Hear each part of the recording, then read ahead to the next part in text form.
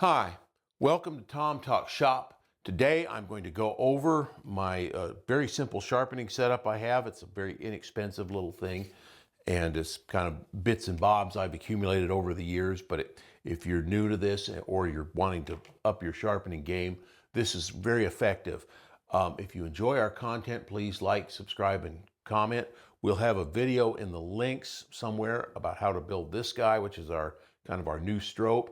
And I'll also do a video in the future on doing rounds and scrapers as well. Thank you. My setup here is pretty simple. I'll just move everything out of the way. I have a piece of wood here that I keep laying on my tiller most of the time. And it's got two pieces, or it's actually one piece, but I cut it in half and stretched them out, of 100 grit wet dry. And I actually use that for most of my honing to get, it's very quick and it gets everything there very, very fast. And like when I'm using a sharpening guide, which I don't use very often, I typically will use it only on this segment and then freehand with the rest of my stones. I have an artificial stone here and I only use the finer side. It's the equivalent of one of these, but I use it with oil. This one's quite old. I have a softer Arkansas stone and I have a very hard one here that's got some slips on it, but it's really just an Arkansas stone. And then I have a strobe that I have, the colors are white, green, and red, but it's actually coarse, medium, and fine is what they are. Every manufacturer is a little bit different in their color coding. Okay, I've got a chisel that I'm kind of refurbishing here. We've been using it as a slick for a lot of years, or a mini slick, and it's been sharpened in the field and not in good shape. And I spent a little time off camera getting it close before we got started. This sharpening gauge I bought probably from Veritas or Lee Valley, but it was very inexpensive. I think it was $12. We bought it 10 years ago, and I don't think they're even $20 now. And for a gauge, this is all you need, or a guide. And all I really do with it is I only use it on my coarsest grit, because this had a chip in it. It was a little bit out of square, and it had a really severe crown on that, which I've already worked most of it out. So now I'm just going to take it and take a few swipes now until I can work a burr up.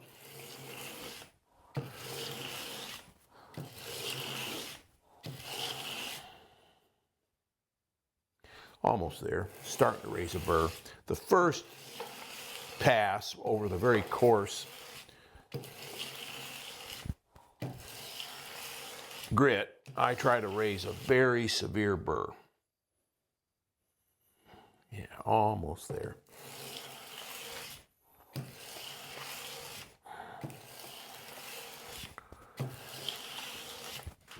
It's if you're having to do some big corrections, this is the one place where power is kind of handy.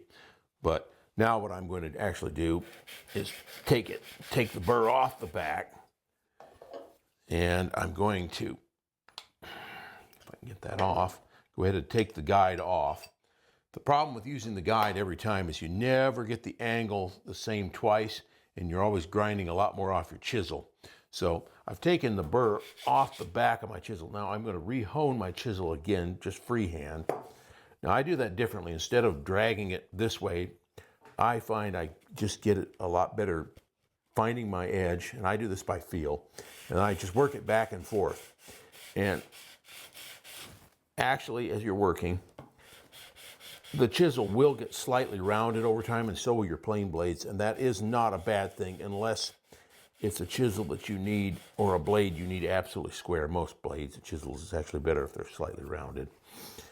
And again, I'm going to keep doing this until I get another really stiff burr on it. Not quite there. My grit's also getting really wore. About time to replace this. This is 100 grit. You could even go 60 if you could find it in wet dry, though that is awfully coarse.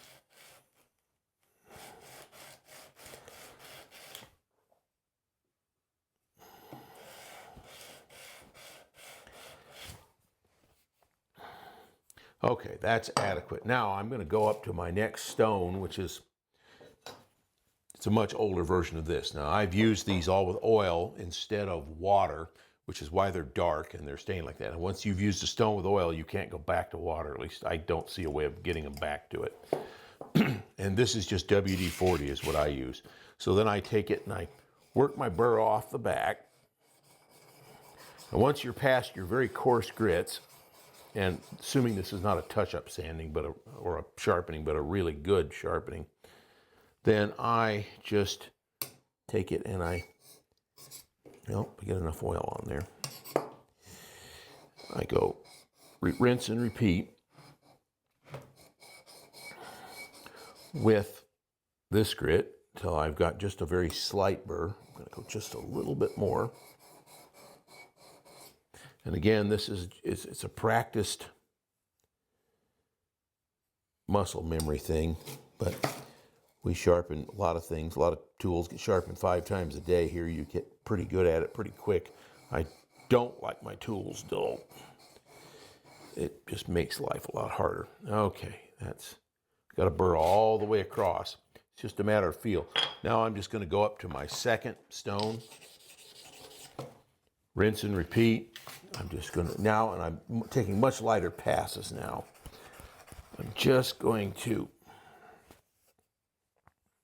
take the burr off. Take just a tiny little bit now. Get a little bit more. That's more than adequate. And then get that out of the way. And then this is a very, very hard Arkansas stone. I have no idea what the equivalent grit is. Probably 1,500, 2,000, something like that.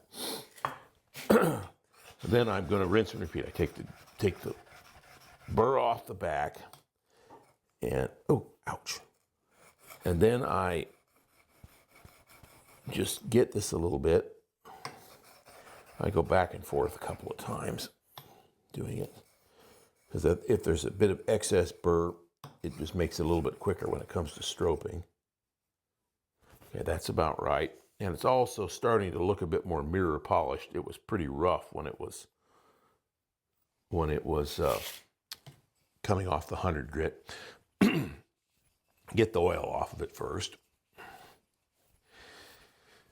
Now I'll take my strop, and I want to, some things, when you're doing this with a razor, you can flip back and forth, but what I typically do is I do like 3 or 4, and then I flip and do 4.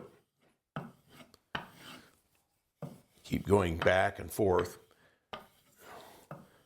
Normally on the coarsest of the rouges, even though it's white, not rouge, I really want to take about 30 passes. I'm not really counting, but I'll take something between 20 and 30.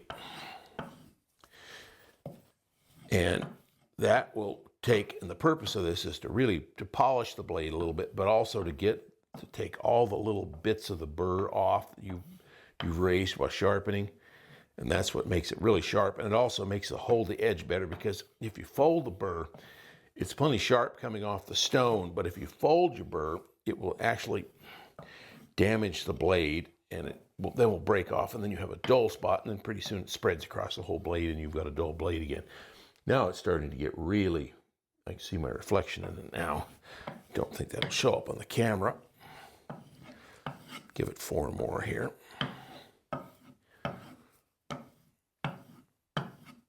Now I'll do it quick. Then I just go around and maybe give it 10 of each of the much finer grits. And now I will go back and forth, even though it's a lot harder on my old hands. I'm getting down to the brass tacks of the cleaning the burr off. And then finally, this particular set of rouges, this is the finest one. You need to look at your distributor, whoever you're getting it from, and they'll tell you what's what. In this case, they say the red's not even for iron. It's actually for other types of polishing, like glass, but that's what I'm looking for. And it really makes a huge difference on the edge.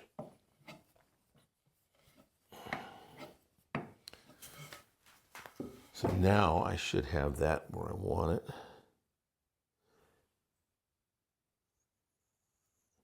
Yep, it's taking hair off. That's pretty sharp. So there. Now that's how I do that. Now I'm going to quickly go through how I sharpen. In this case, it's a low angle plane, but planes work the same way. First thing I do is get all the pitch and everything off the blade. This is my main bench plane, and I use it the most, so it's constantly gummed up. What I do is I just put a little oil on here, and it's basically what we just did here. I give it a few strokes. I let this one go too long, or I probably could have skipped this step.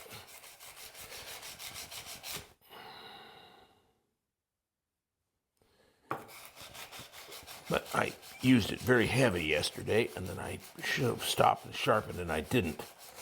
If you stop often, you can sometimes even get away with just stropping. Okay, now that's got a burr. Now what I'm going to do is I just take it and go through my other steps. But since this blade was already well ready to go and just needed a real touch-up, I'm just going to very quickly go along.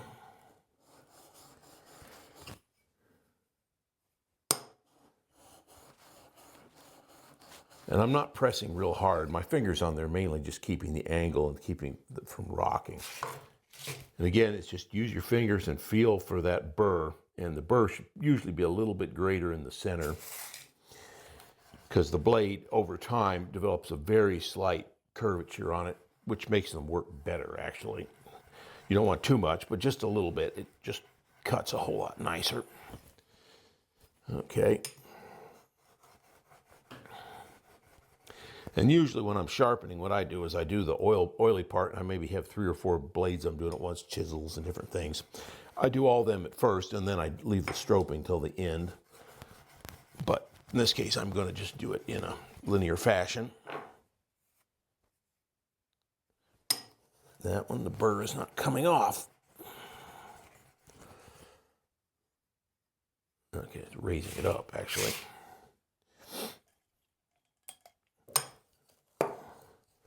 And same thing, I go over the hardest stone just quickly now. I just want to work my burr off both sides if I can. Of course, when you're checking for the burr, always pull your fingers away from the cutting edge. If you don't, you figure out real quick why you don't do that. And on the same thing I did before, I do 3 or 4 strokes going each way. With plain blade like this, you have to hold it kind of funny, but at an angle, but it works. Just rinsing and repeating all through this